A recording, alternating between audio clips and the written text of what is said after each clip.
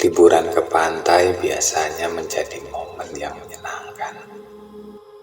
Angin laut, suara ombak, dan suasananya yang tenang.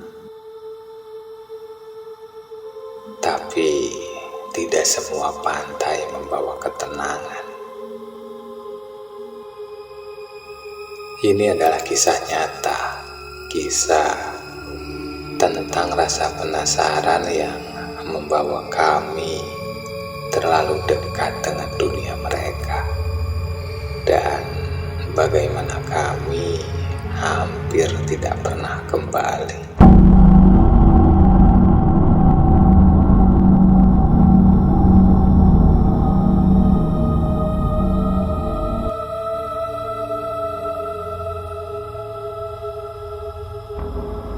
Perkenalkan, namaku Bayu.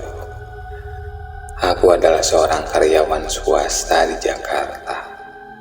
Setelah hampir 2 tahun bekerja tanpa jeda panjang, aku merasa perlu meluangkan waktu bersama keluargaku. Anak-anak sudah lama merengek minta jalan-jalan, dan istriku pun butuh suasana baru. Kami memutuskan untuk liburan ke pantai Pelabuhan Ratu. Liburan kami berlangsung di akhir tahun 2017, bertepatan dengan libur sekolah dan cuti bersama. Kami memilih liburan di pantai Pelabuhan Ratu karena selain tidak terlalu jauh dari ibu kota, pantai ini juga dikenal memiliki pemandangan yang indah dan ombak yang khas. Rasanya cocok untuk melepas penat sekaligus menikmati kebersamaan yang jarang kami dapatkan. Kami menginap di salah satu hotel yang katanya legendaris. Tempatnya langsung menghadap laut. Kelihatannya tenang dan damai. Kami mendapatkan kamar bernomor 307. Saat check-in, resepsionis hotel sempat memberikan kami beberapa aturan yang katanya wajib diikuti selama menginap di hotel ini. Mulai dari larangan mengenakan baju berwarna hijau saat berada di sekitar pantai atau area hotel. Dilarang memotret sembarangan di area kamar bernomor 308. Apalagi sampai iseng mencoba mengintip atau mengetuk pintunya. Bahkan hanya berdiri lama saja di depan pintu bernomor 308 itu juga termasuk larangan. Katanya kamar bernomor 308 itu memang dikosongkan, tidak dijual bahkan disewakan. Kamar itu adalah kamar khusus. Mereka percaya bahwa kamar itu adalah tempat singgah bagi sosok gaib penguasa Laut Selatan. Aku hanya mengangguk dan tersenyum sopan. Walau dalam hatiku merasa heran. Aku pikir itu cuma mitos yang dibesar-besarkan. Tapi ternyata aku salah besar.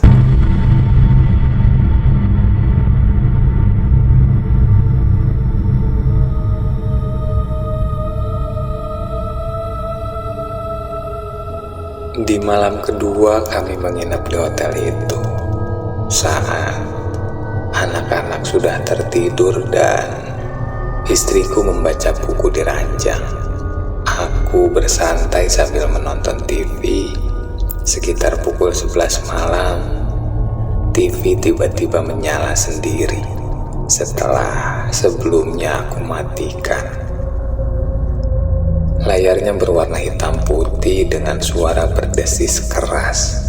Aku langsung mematikannya, tapi beberapa menit kemudian TV menyala lagi. Kali ini menampilkan gambar seperti pantai malam. Dan di pojok layar tampak bayangan seseorang berdiri diam. Aku langsung mencabut kabelnya dan meletakkannya di atas meja. Namun tidak lama setelah itu terdengar suara air keran menyala deras dari kamar mandi.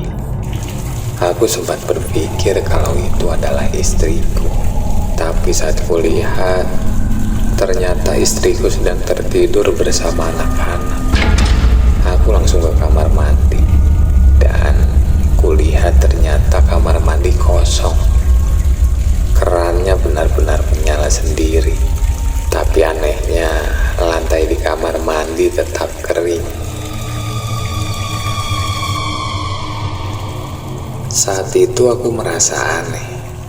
Pikiranku seperti macet, tidak bisa berpikir dan mencerna tentang kejadian yang aku lihat ini.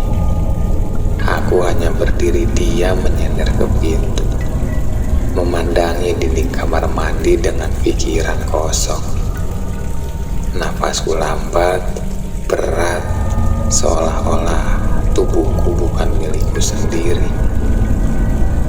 Aku merasakan seperti seseorang yang sedang terombang-ambing di atas permukaan air.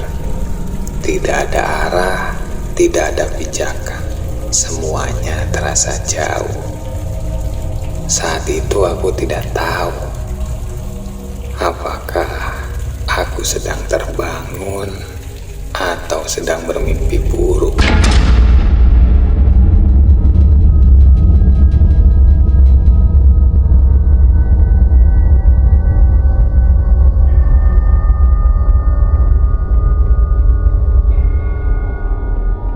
Sekitar pukul 12 lewat, terdengar suara ketukan dari arah tembok kamar sebelah. Pelan tapi teratur. Namun beberapa menit kemudian, suara ketukan pindah ke pintu kamar utama kami.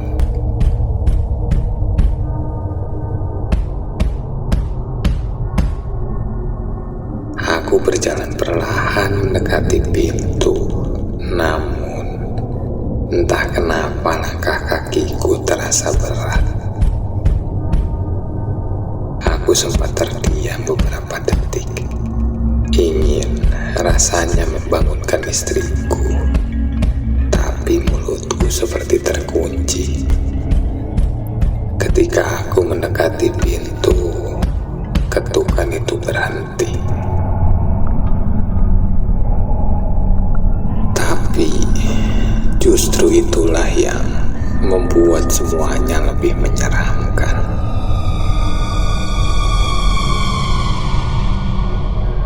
Karena dari balik pintu, aku mendengar sesuatu. Bukan suara orang, tapi suara napas berat, pelan, seperti makhluk yang sedang menempelkan wajahnya tepat di sisi luar pintu.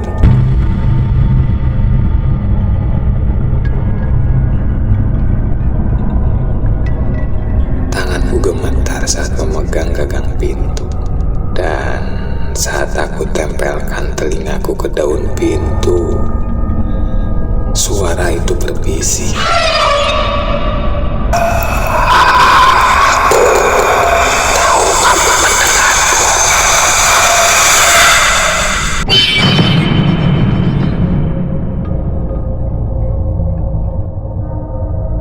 Aku mundur beberapa langkah dari pintu. Badanku mulai bergetar. Keringat dingin membasahi leher dan punggungku. Lalu tiba-tiba, ya Allah, yang ngagetin aku aja kamu. Ini loh, aku dengar suara ketukan pintu tadi. Kamu kenapa bangun ya? Aku dikagetkan oleh istriku yang tiba-tiba bangun dan sudah berada di belakangku. Istriku menjawab, katanya dia baru saja bermimpi ada yang sedang berdiri di depan pintu. Dia tidak melihat jelas wajahnya, namun orang yang ada di mimpinya itu adalah seorang perempuan yang mengenakan pakaian kebaya berwarna serba hijau. Aku hanya menatapnya, tidak bisa berkata apa-apa. Istriku langsung berjalan pelan ke arahku, ingin memastikan, tapi saat dia mendekat ke pintu, suara ketukan itu terdengar lagi, dan kali ini ketukannya terdengar lebih keras.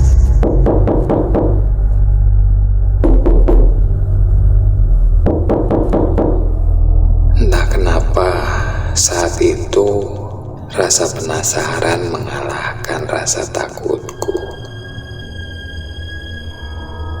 Perlahan tanganku meraih lubang intip di pintu. Aku menutup sebelah mata dan mengintipnya. Lalu disitulah aku melihatnya. Seorang perempuan berdiri membelakangi pintu. Rambutnya sangat panjang, hampir menyentuh lantai. Berwarna hitam legam, sedikit kusut dan berayun pelan tertiup angin. Perempuan itu mengenakan kebaya berwarna hijau, basah kuyup seperti habis tergulung ombak. Kulitnya pucat, nyaris keabu-abuan. Punggungnya sedikit membungkuk, tapi gerakannya seolah melayang. Lalu perlahan ia menoleh, mataku membelalak. Aku melihat wajahnya, wajah yang sangat indah, tapi terlihat tidak wajar. Matanya tajam seperti berlian hitam. Bibirnya merah merona, tapi terlalu merah. Dan di antara alisnya ada hiasan emas kecil berbentuk seperti bulan sabit. Tapi yang membuatku tidak bisa bergerak adalah senyumannya. Sebuah senyuman yang tidak memiliki perasaan, kosong tapi penuh ancaman.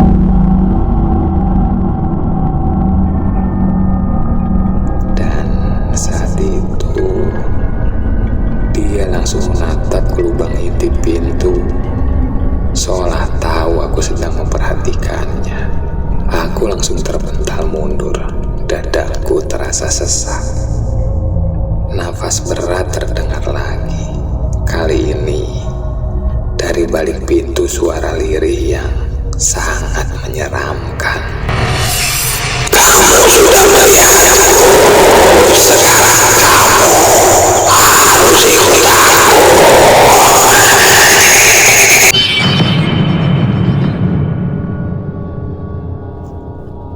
Aku langsung menarik istriku menjauh dari pintu.